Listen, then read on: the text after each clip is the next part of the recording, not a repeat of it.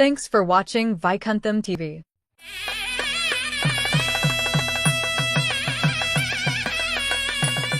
2025 சனி பயிற்சி மகர ராசி நேயர்களுக்கு எப்படி இருக்க போகுது? கிரகங்களிலேயே முதல் கிரகமாக விளங்கக்கூடிய ஆதித்ய பகவான் என்று சொல்லப்படுகிற சூரிய பகவான் மகர ராசிக்கு வரும்பொழுது மட்டும்தான் மகர ராசிக்கு நிகர ராசி இல்லை என்று சொல்லக்கூடிய அளவுக்கு மகரத்தில் இருக்கக்கூடிய சூரியனுக்கு நிகர சூரியன் இல்லை என்று பழமொழி இருக்கக்கூடிய காலங்களும் வந்துகிட்டு இருக்குது.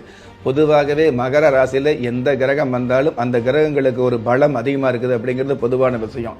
அந்த மாதிரி சிறப்புகள் நிறைந்த மகர ராசியை சேர்ந்த உங்களுக்கு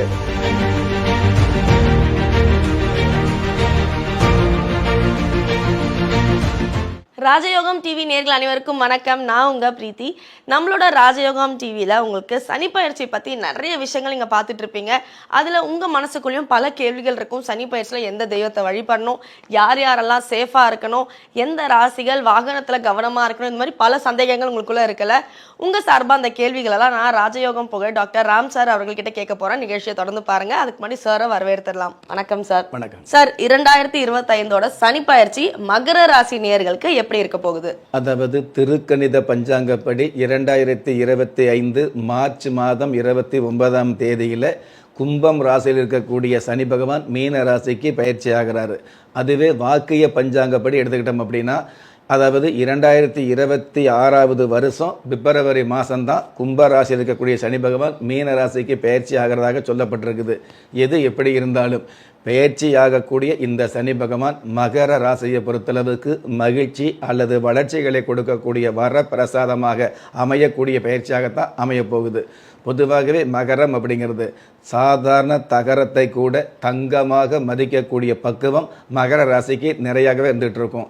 இக்கிரகங்களிலேயே முதல் கிரகமாக விளங்கக்கூடிய ஆதித்ய பகவான் என்று சொல்லப்படுகிற சூரிய பகவான் மகர ராசிக்கு வரும்பொழுது மட்டும்தான் மகர ராசிக்கு நிகர ராசி இல்லை என்று சொல்லக்கூடிய அளவுக்கு மகரத்தில் இருக்கக்கூடிய சூரியனுக்கு நிகர சூரியன் இல்லை என்று பழமொழி இருக்கக்கூடிய காலங்களும் வந்துகிட்டு இருக்குது.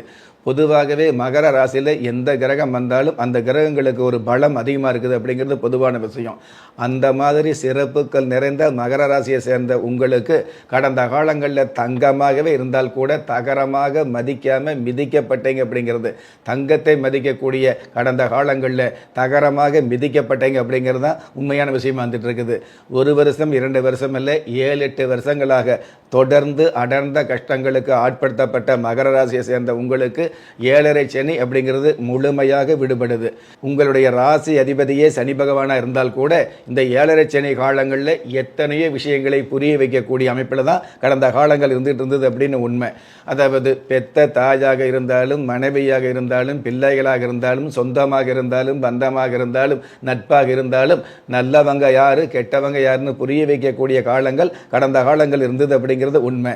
என்னதான் தாய்மை அப்படிங்கிறது புனிதமாக இருந்தாலும், என்னதான் தாயும் பிள்ளையும் ஒன்றாக இருந்தாலும், என்னதான் தாய்க்கும் மகனுக்கும் உள்ள பாசத்தை நம்ம தவிர்க்க முடியாத அமைப்பில் பார்த்துக்கிட்டு இருந்தால் கூட, தாயும் பிள்ளையும் ஒன்றாக இருந்தால் கூட வாயும் வயிறும் வேறு என்ற வாழ்க்கை தத்துவத்தை புரிய வைக்கக்கூடிய காலமாக கடந்த காலங்கள் இருந்துட்டு இருந்தது. ஆனால் அந்த மாதிரியான சோக காலங்கள் மாறி ஏக காலத்திலும் ஏற்றம் கிடைக்கக்கூடிய ஒரு மிகப்பெரிய அமைப்பாக சனி பயிற்சி அமையுது.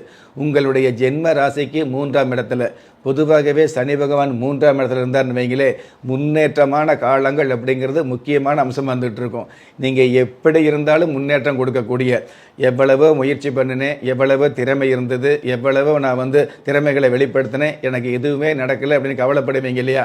அந்த மாதிரி உள்ளவங்க இனிமேல் நீங்கள் முயற்சி எடுக்கிறீங்க அப்படிங்கிறத விட கடந்த காலங்களில் எடுத்த முயற்சிகளுக்கு அடுத்தடுத்த வளர்ச்சிகளை கொடுக்கக்கூடிய அமைப்பில் உங்களுடைய சனி பகவான் பயிற்சியாகிறார் அப்படிங்கிறது உறுதியான விஷயம்.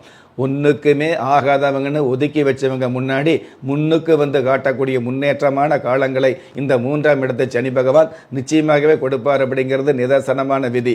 அதாவது இந்த விஷயத்தில் முன்னேறுமோ அந்த விஷயத்தில் முன்னேறுமோ அப்படிங்கிறத விட எந்த விஷயமாக இருந்தாலும் அந்த விஷயத்தில் சொந்த ஈடுபாடு இருக்கக்கூடிய, சொந்த தேவைகள் பூர்த்தியாகக்கூடிய, நன்மை என்ற விஷயத்தை மென்மையாக மட்டுமில்லை அதை நன்மை என்ற விஷயத்தை உண்மையாக சந்திக்கக்கூடிய அமைப்பில் இந்த சனி பயிற்சி அமையும் அப்படிங்கிறது உறுதியான விஷயமா வந்துட்டு இருக்குது.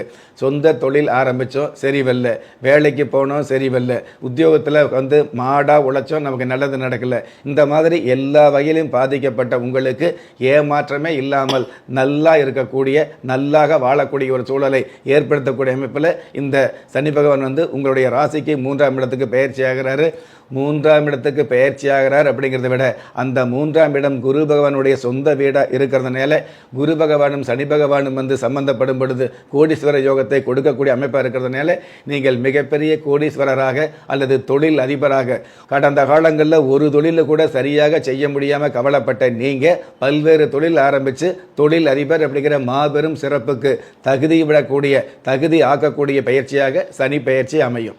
அடடா சார், மகர ராசினியர்கள் ரொம்ப வருஷமா வந்து பிரச்சனையிலேயே இருக்கும்னு வருத்தப்பட்டு இருந்தவங்களுக்கு ஒரு தெளிவான மகிழ்ச்சியான செய்தியை சொல்லியிருக்கீங்க. ஸோ இந்த நல்ல விஷயங்கள் எல்லாம் நீங்க சொன்ன மாதிரியே உங்க வாழ்க்கையில் நடக்கிறதுக்கு ஏதாவது தெய்வ வழிபாடு இருக்கா, பரிகாரம் இருக்கா? பொதுவாகவே மகர ராசிக்கு 7.5 சனி அப்படிங்கிற அந்த காலம் முடிவடைஞ்சதுனால இந்த முடிவடையக்கூடிய இந்த காலங்களில் நல்லதை மட்டுமே நன்மையாக கொடுக்கக்கூடிய அமைப்பு சனி பகவானுடைய சிறப்பாக இருந்துட்டு இருக்குது.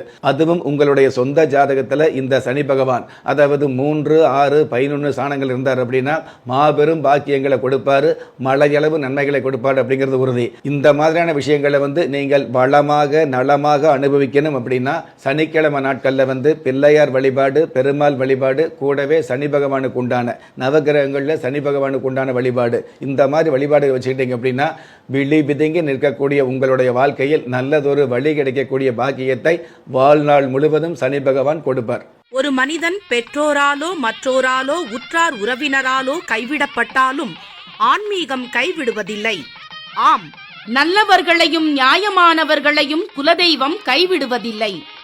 ராஜயோகம் டாக்டர் கே. ராம் அவர்களின் 35 வருட ஆன்மீக ஆராய்ச்சியில் தெய்வ பிரசன்ன சாஸ்திரப்படி உருவாக்கப்பட்ட குலதெய்வ விருட்சம், 30 முக்கோடி தேவர்களின் மூல மந்திரங்களால் பூஜிக்கப்பட்ட குலதெய்வ விருட்சம். இழந்த செல்வம், இழந்த கௌரவம், கலைந்த குடும்பம், தொலைந்த நிம்மதி திரும்ப கிடைக்க வாங்கி பயனடைவீர்.